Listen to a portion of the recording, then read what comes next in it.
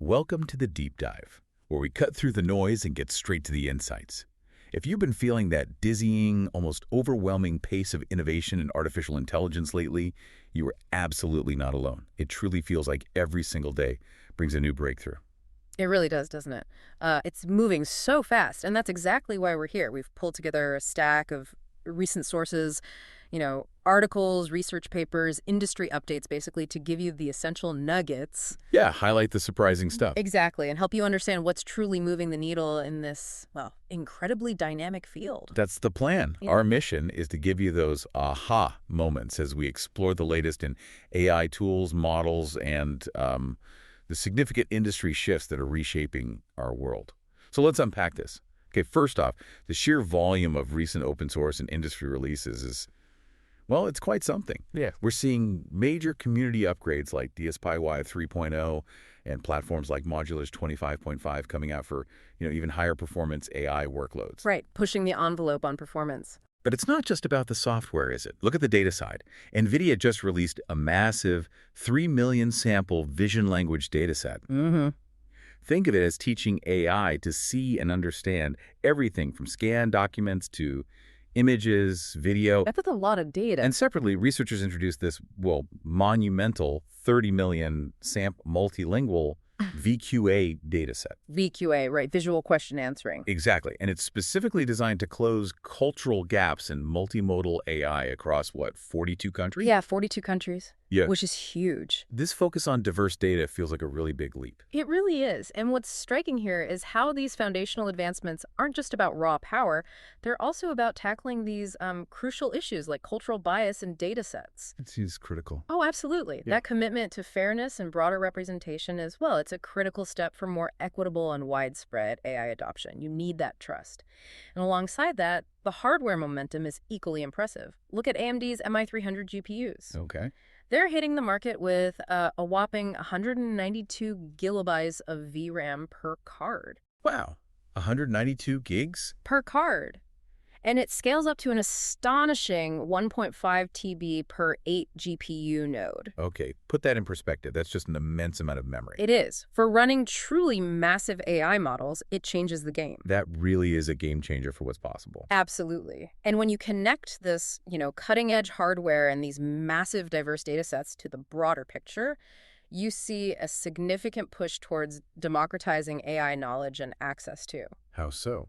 While universities nationwide are rolling out AI engineering programs, there's even a free course reader available now to support instructors and students getting into this field. Making it more accessible. Exactly. And even on the consumer side, things like Notebook LM crossing 1.1 million video overviews, it shows how this sophisticated tech is becoming more ingrained in everyday learning. Right. It's this broad movement, you see, making AI more powerful and more accessible to everyone. Okay, so how are these core advancements then translating into real-world use? What are we actually seeing? Yeah, good question. Because what we're seeing is this rapid wave of new practical tools that are fundamentally changing what's possible for developers, for creators. Yeah. Take Elysia, for instance. That's okay, Elysia. It's a two-command, open-source, agentic RG system. Now, just to quickly break that down, agentic RG, retrieval augmented generation. Right. It's like having a super smart AI assistant that can reason and generate text, sure.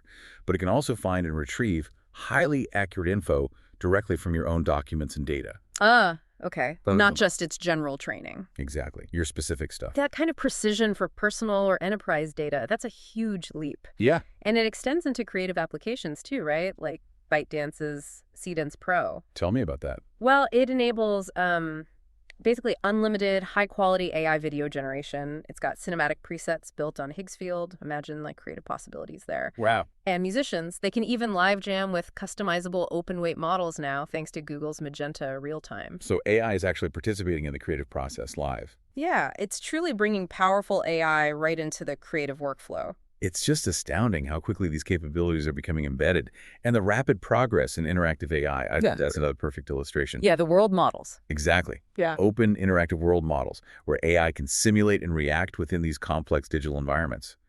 One launched just a week after the concept was introduced. Oh, it's incredibly fast. And then Matrix Game 2.0 offers a fully open, real-time, long-sequence world model running at 25 frames per second. Yeah. These aren't just theories anymore. No, they're becoming practical tools.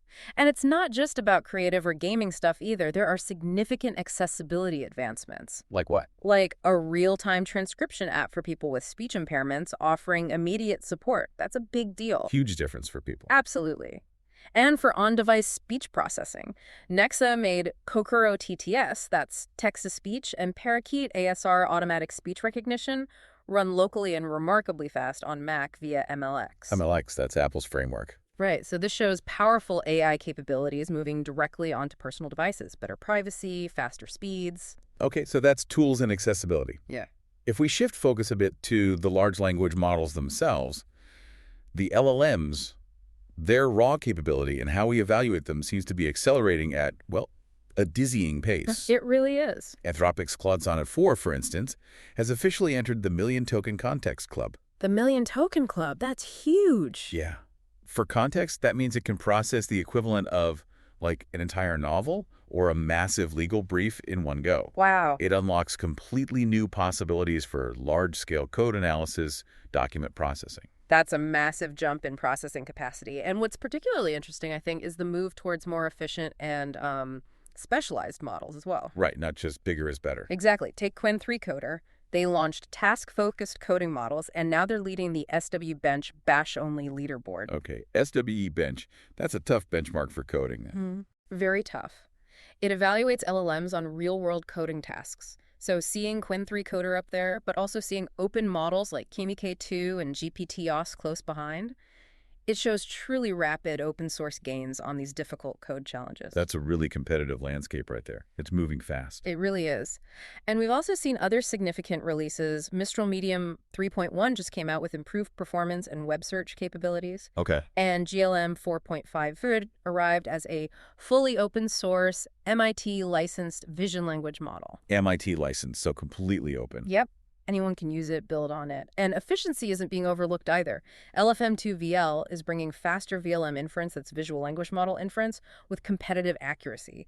That's crucial for actually deploying these things practically. Speed matters, okay? Yeah. And to really understand what these models can do, the evaluation infrastructure itself, Yeah. that seems to be getting a critical upgrade too. Absolutely key. Like live MCP Bench. It's stress testing AI agent tool use across, 95 tasks and over 500 tools? 527 tools, yeah. It's really pushing the boundaries of how AI uses external tools. And Databricks PGRM is delivering a faster, uncertainty-aware judge. Which helps us understand how reliable the answers are, right? It's not just about getting an answer, but knowing how confident the model is. Crucial distinction.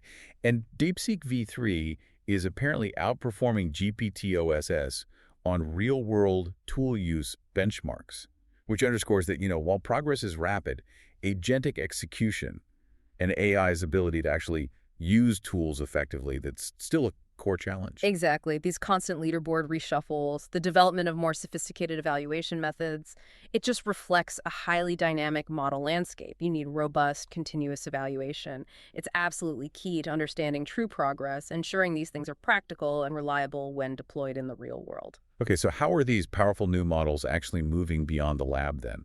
How are they showing up in the real world, maybe reshaping our daily lives or industries? Right, because that's the next step. We're seeing product capabilities evolve with some notable upgrades, making AI more deeply integrated into services you might already use every day. Take Google, for example. Google Search is introducing preferred sources to tailor top stories, gives users more control over their news feed. Customization. And, maybe more significantly, Google has quietly been deploying Gemini AI to cut ad fraud. Ad fraud. How does that work? Well, they're using multimodal models to simulate real users, basically.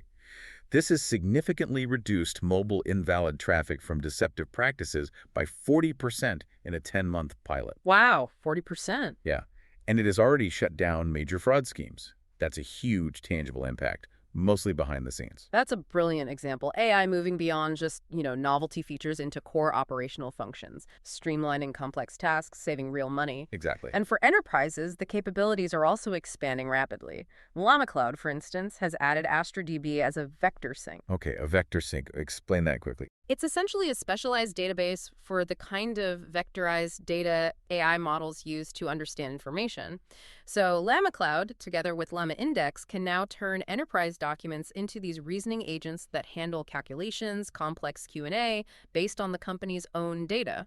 Turning documents into active agents. Precisely. And MongoDB integrated Voyage AI's embedding and re-ranking models. Which help the AI understand meaning and sort results better. Exactly. And they launched tooling, MCP tooling, to make databases manageable via natural language.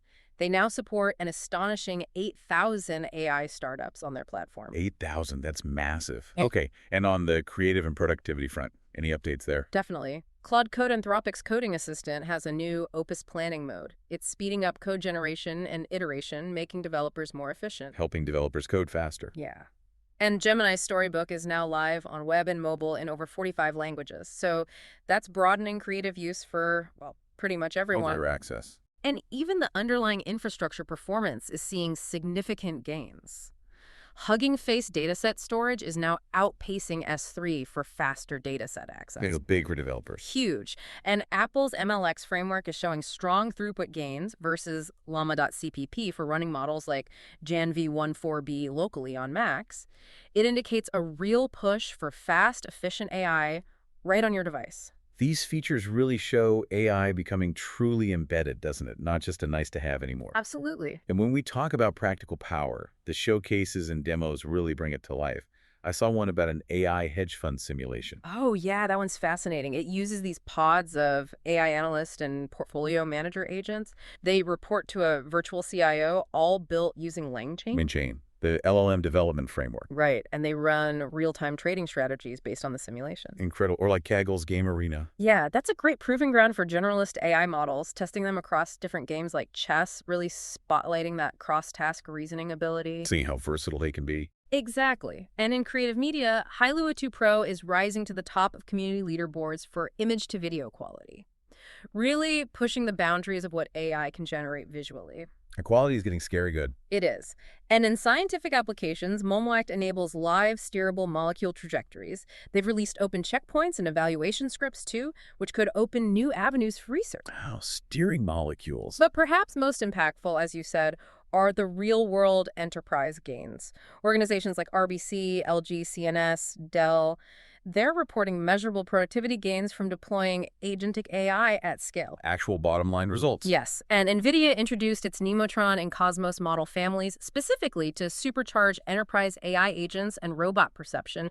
Major firms like CrowdStrike, Uber, Zoom, Magna are already adopting them. Big names getting on board. And Capgemini is estimating, get this, up to $450 billion in revenue and savings by 2028 just from these kinds of deployments. $450 billion, that number is staggering. It clearly shows AI isn't just a lab curiosity anymore. It's driving massive economic potential across really diverse fields. Okay, now, with such rapid advancement, it's natural that significant discussions, challenges, and even controversies come up. Inevitable, really. For instance, the SWE bench team, the ones who create those tough coding benchmarks we mentioned, Yeah. they've already warned of benchmark saturation. They're planning new tests because the models are just quickly outgrowing the current evaluations. The goalposts keep moving, like you said. Exactly. It highlights the challenge of just keeping up with evaluation. That's a good way to put it. And it underscores the constant need for vigilance, especially around safety and ethics. Consider this. Elysia AI and the AI Security Institute are actively exploring how to pre-train LLMs while specifically excluding hazardous knowledge. Like how to make bioweapons, that kind of thing. Exactly. They're trying to build safety in from the start. And they're also arguing that open-first approaches, perhaps counterintuitively, can actually strengthen AI security in the long run through broader scrutiny. Interesting take. But there are risks too, right? Oh, definitely. On the other side of the coin, look at that LSE study. Nearly 30,000 AI-generated care summaries. They found Google's Gemma model often downplayed women's physical and mental health needs compared with men. Yeah. That's a serious bias issue. A very serious one, risking unequal social care in England. Google has acknowledged the findings, to their credit, but it really underscores these ongoing challenges. Ensuring fairness, ensuring safety as these systems get more integrated, it's critical. And it's not just about what models generate, but also how they moderate content online. Roblox, for its part, open-sourced Sentinel. Their moderation AI. Yeah, it's real-time AI moderation system. It flags risky behavior, including grooming attempts, across its massive user base, 100 million daily users. Wow. And this system contributed to 1,200 reports to the U.S. Child Protection Center just in the first half of the year. So AI is playing a role in child safety there. A significant one. But beyond safety, there have also been some high-profile industry tension lately. You mean OpenAI? Yeah, there was that significant public backlash to the GPT-5 launch. People were upset about the tone, the limits, some misleading launch charts. Right, I remember that. It led CEO Sam Altman to apologize publicly, double the usage caps, and restore GPT-4 for subscribers. The company says it's now refocusing ChatGPT on task completion and user satisfaction. That kind of quick public reaction and the corporate response, it really signifies a maturing industry, doesn't it? Users have expectations, and companies have to listen. Seems so. And speaking of GPT-5, a recent leak apparently revealed details about its privacy rules and memory features. Oh, what did it say? Well, it prioritizes up-to-date answers via web search, bans retaining sensitive personal data, and adds opt-in features like long-term memory, reminders, document collaboration. OpenAI stated personal details are only stored if users explicitly ask it to. Opt-in is key there. Definitely. And these events, plus, Elon Musk's XAI threatening to sue Apple. Over the App Store. Yeah, accusing the App Store of boosting OpenAI's ChatGPT over rivals like Grok, claiming antitrust violations. It all really highlights how power dynamics, transparency, user experience, they're all under increasing scrutiny in this space. It's getting serious. Big money, big players, big legal fights. So what does this all mean then for the future landscape? Where's this heading? We're seeing governments get more directly involved, right? Yeah, absolutely. Anthropic, for instance, is offering Claude to all 3 branches of the U.S. government. For how much? Get this, $1 per agency for a year. $1. $1 with full FedRAMP high support. That's the top government security clearance and a GSA listing. It's clearly intensifying the competition for secure, enterprise-grade AI in federal workloads. That's a bold move. It is. And the transformative applications just keep emerging across all sectors. Wow. An AI tool called Pythia is boosting the precision of CRISPR gene edits. Gene editing? Yeah, validated in human cells, frogs, mice. The aim is to cut those off-target changes and speed up therapies. That's potentially revolutionary. Doximity, the platform for clinicians, bought an AI clinical tool called Pathway for $63 million to strengthen decision support for doctors. Helping doctors make better decisions. Right. And Apple is apparently testing a next-gen Siri using something called App Intense to execute complex multi-app tasks just by voice. So Siri might actually get really useful. Haha. Well, the goal is complex tasks across apps. Broader rollout expected maybe spring 2026. We'll see. But these diverse applications, biotech, government, even cultural preservation, it shows AI is deeply integrating into the very fabric of society. Look at the UAE. What are they doing? Launching an ambitious AI drive to modernize Arabic, building the world's largest Arabic language resources, digitizing 20 million words, launching Falcon Arabic models, creating AI tools like a modern dictionary. That's incredible. Using AI for cultural preservation on that scale, from gene editing to language preservation. Yeah. It's truly impacting everything. It is. And beyond the practical applications, the philosophical discussions are also advancing. SIGGRAPH, the big computer graphics conference, highlighted unsolved challenges in creating truly lifelike 3D generation. We're not there yet. Still hard problems. Very hard.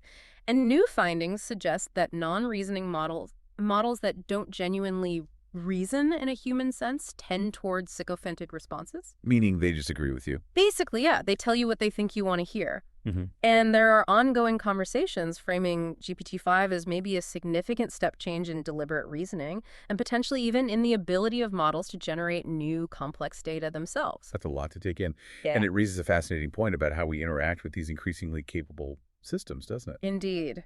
It really makes you ponder how this abundance of AI might reshape human representation, our work, even our understanding of intelligence itself. That's a truly thought-provoking question to leave us with. So, just to briefly recap, we've covered the relentless, almost dizzying pace of AI innovation, the exciting emergence of practical tools, both for developers and everyday users. The growing maturity of the models themselves. Right, and the critical ongoing discussions around ethics, safety, and the shifting industry competition. We really hope this deep dive has given you a useful shortcut, helped you feel a bit more informed on this incredibly fast-moving landscape, drawing out some key insights from all those sources we looked at.